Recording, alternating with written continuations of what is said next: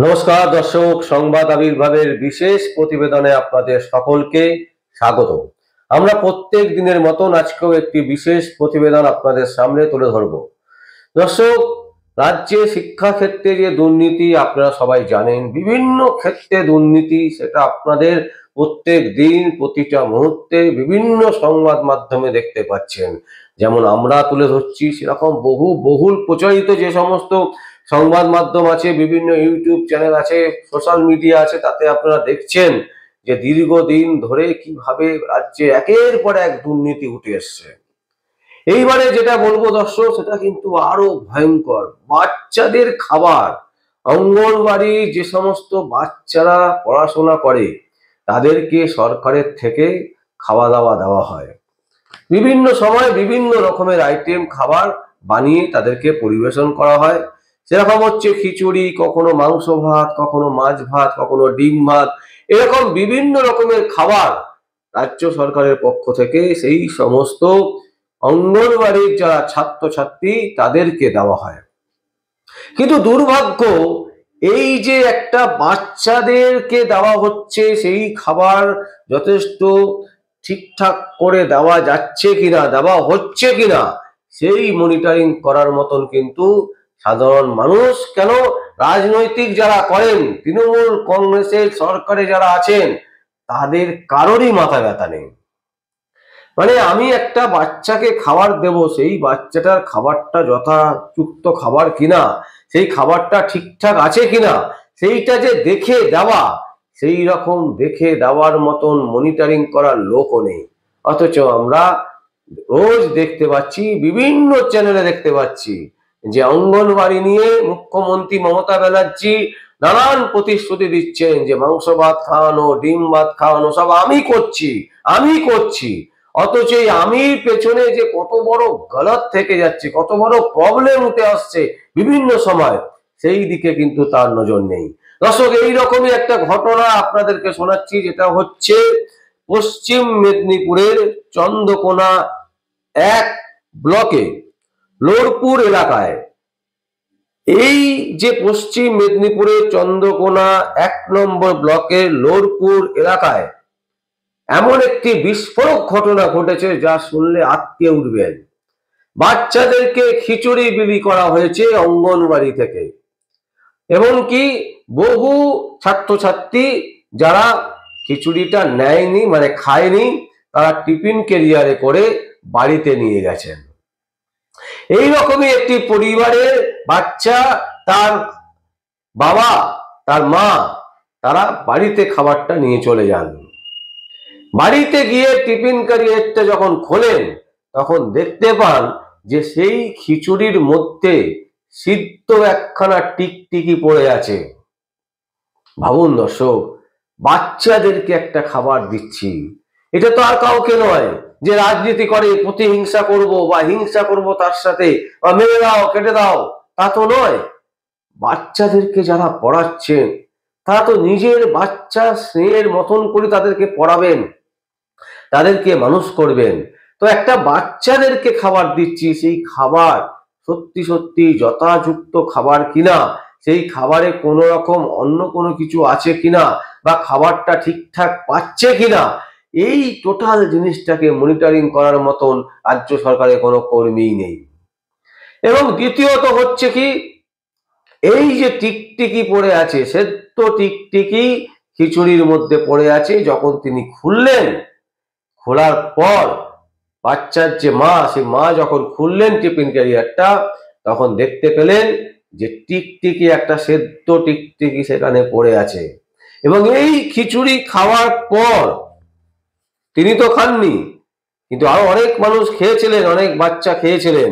এরকম প্রায় 30 জন অসুস্থ হয়ে পড়েন এই টিকটিকির খিচুড়ি খাওয়ার পর। মানে একটা বাচ্চাকে আমি খাবার দিচ্ছি, টিফিন ক্যারিয়ারে করে খাবার পাঠাচ্ছি, সেই খাবারটা দেখে দেওয়ার মতো লোক নেই। ভাবুন দর্শক, ক্ষীরপায়ে গ্রামীণ হাসপাতালে ভর্তি করা হয়। চন্দ্রকোনা 1 নম্বর ব্লকের বিডিও কৃষ্ণেন্দু বিশ্বাস, তিনি তদন্তের আশ্বাস দিয়েছেন। তিনি বলছেন যে খুব তাড়াতাড়ি আমরা তদন্ত করে দেখব কার গাফিলতি হয়েছে? রামজীবনপুর এবং ক্ষীরপায়ে পুলিশ ফাঁড়ির 2 আইসিও ঘটনাস্থলে পৌঁছান। তারা সেই ঘটনার তদারকি করেন। দর্শক, এই যে ঘটনাটা ঘটেছে, এতে রামজীবনপুর ক্ষীরাপুর পুলিশ বা চন্দ্রকোনার বিডিও কি পারমিশন দেবেন, কি অর্ডার দেবেন, তারা কি তদন্ত করাবেন কি করাবেন না, সেটা সম্পূর্ণ তাদের ব্যাপার, রাজ্য সরকারের ব্যাপার।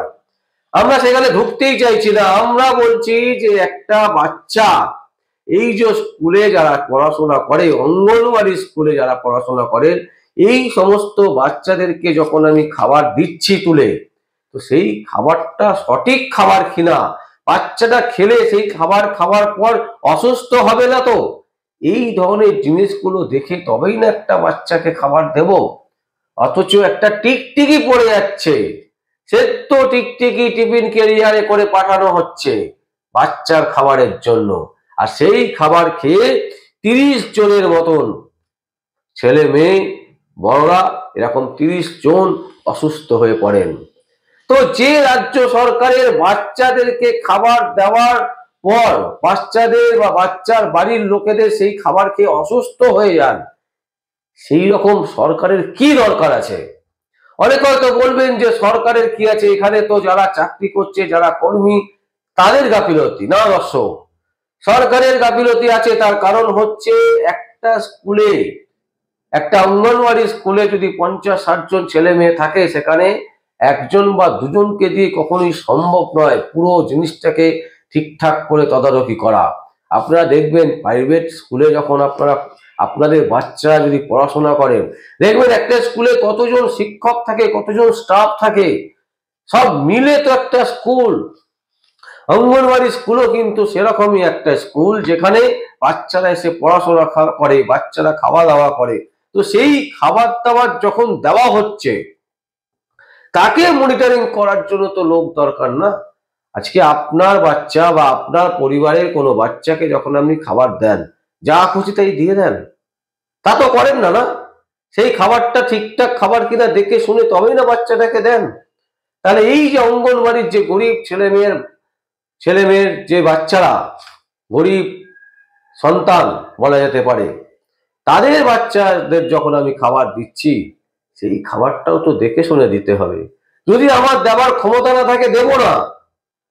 কিন্তু এইভাবে বাজে খাবার দেওয়ার ফলে, আর সেই খাবার খাওয়ার পর যখন অসুস্থ হয়ে পড়ছে তারা, এটাই কিন্তু সব থেকে দুঃখের কারণ। কারণ এই ঘটনা কেন ঘটবে? এর আগেও বহুবার ঘটেছে এই ঘটনা, আবারও ঘটলো চন্দ্রকোনাতে। দর্শক, আমাদের আপত্তি এইখানেই, যদি গভর্নমেন্ট মনে করেন, যদি রাজ্য সরকার, মমতা ব্যানার্জির নেতৃত্বে যে দুর্নীতির সরকার চলছে, এই সরকার যদি মনে করেন যে খাবার দেব না, দিতে হবে না, বাচ্চারা খাবার খাবে না, বাড়িতে যেভাবে হোক যেরকম খুশি খাবার খাক, সেই খাবার খেয়েই তারা পড়াশোনা করবে। কিন্তু এইভাবে বাজে খাবার, যেখানে একটা টিকটিকি পড়ে যাচ্ছে, সেই খাবার বাড়িতে বাড়িতে চলে যাচ্ছে, এ কোন ধরনের প্রশাসন চলছে?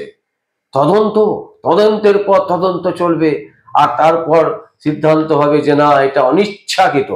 অনিচ্ছাকৃত কেন হবে? আপনার সন্তানের সাথে যদি হয়, তবে কেমন লাগতো? এই কথাটা বারবার করে আমরা বলছি দর্শক। এটা কিন্তু বোঝার জায়গা আছে, ফিলিংসের জায়গা আছে। বহু মানুষ আছে যারা তৃণমূল কংগ্রেসকে সমর্থন করেন, তৃণমূল কংগ্রেস অন্তঃপ্রাণ। আপনাদেরও বলছি, আপনারা একবার ভাবুন যে লোকগুলো দায়িত্ব আছে, তারা সঠিক দায়িত্ব পালন করছে কি? আজকে যদি আপনার ছেলে বা আপনার মেয়ের সাথে যদি এই ঘটনা ঘটে, আপনি কি মেনে নেবেন? দর্শক, আপনারা ভাবুন, ভাববার সময় হয়েছে। আর আমাদের কিছু বলার নেই, আপনাদের সামনেই আমরা এই সংবাদ তুলে ধরলাম। আপনাদের যদি কোনো কমেন্টস থাকে বা যা বলতে চান, প্রত্যেক দিনের মতন আপনারা কমেন্ট করবেন। আর দেখতে থাকুন পরবর্তী সংবাদ আবির্ভাবে। আমার নাম বিশ্বজিৎ পাল, সংবাদ আবির্ভাবের জন্য।